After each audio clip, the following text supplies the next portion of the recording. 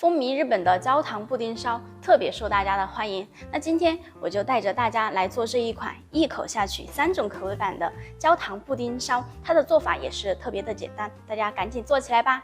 今天我教大家做的焦糖布丁烧呢，它是由3个部分组成。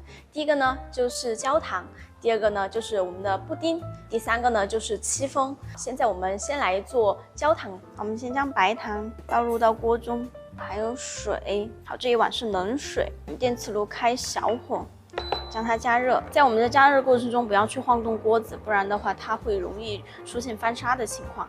底部开始出现有淡淡的黄色了，这边我们的焦糖就慢慢的变色，然后这个时候我们可以稍微晃动一下锅，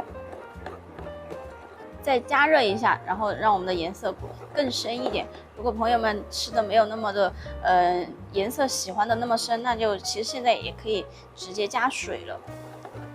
焦糖已经变成就是褐色了，然后我们加入温水，尽量是温水，不要太凉，不然的话会倒出溅。好，大家也一定要小心。这个时候就关火，趁热倒入我们的玻璃碗中。这个玻璃碗它是耐高温的。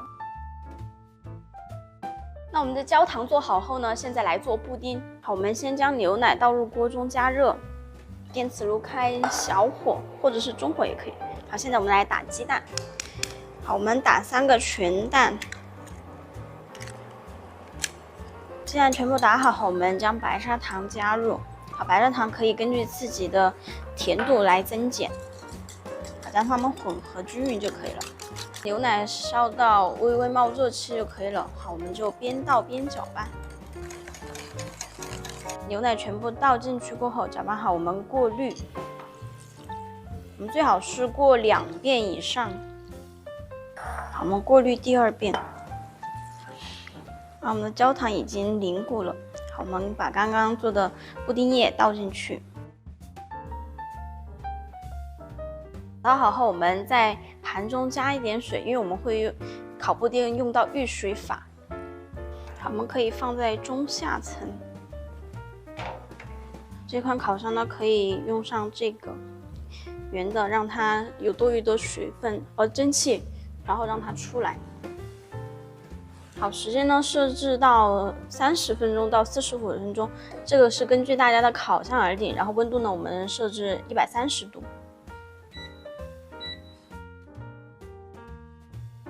时间到了，我们已经将布丁取出来了。好，但是虽然它没有凝固，我们一会儿还要烤，所以我们放一旁备用。接着我们来做戚风面糊。好，将油还有牛奶，我们将它搅拌均匀。搅拌至无油花后，我们塞入低筋面粉，画 Z 字搅拌。好，我们搅拌至看不见面粉为止。好，接着我们来分鸡蛋。我们将蛋白打入无水无油的碗中，蛋黄倒入我们的面糊里面。接着我们继续画 Z 字，好，将它们搅拌均匀。搅拌好后是光滑细腻并且具有流动状的。好，接下来我们来打发蛋白。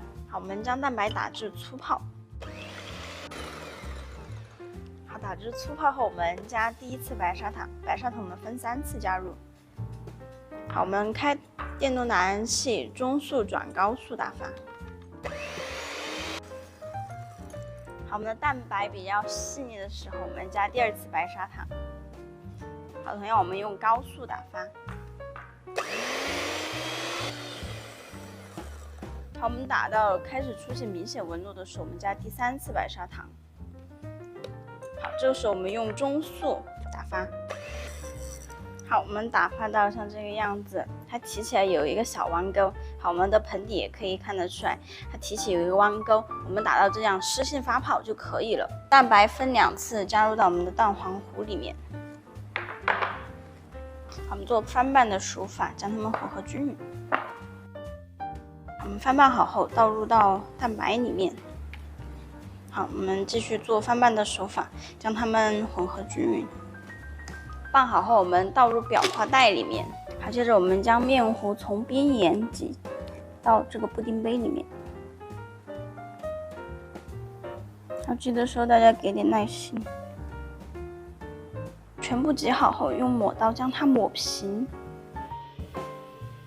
好，我们全部抹平后，继续放进烤箱里面。我们同样还是放到刚刚这个位置中下层。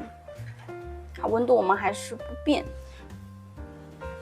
好，时间呢，我们设置45分钟左右。我们的焦糖布丁烧就烤好了，我们稍微放在外面放凉一下，因为它会慢慢的回落，然后表面就会非常的平整。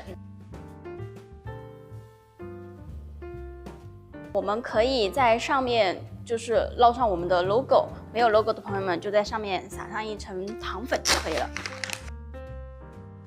我们的焦糖布丁烧就做好了。在烤制的过程中呢，因为我的杯子比较大，所以我增加了20分钟左右。好，大家可以根据自己蛋糕的上色情况和杯子的大小来增加时间。而且我们在吃焦糖布丁烧的话，最好是放进冰箱冷藏过后，吃起来口感会更佳。好，今天的视频就到这里了。如果大家还有什么问题的话，请在我的评论区里留言哟。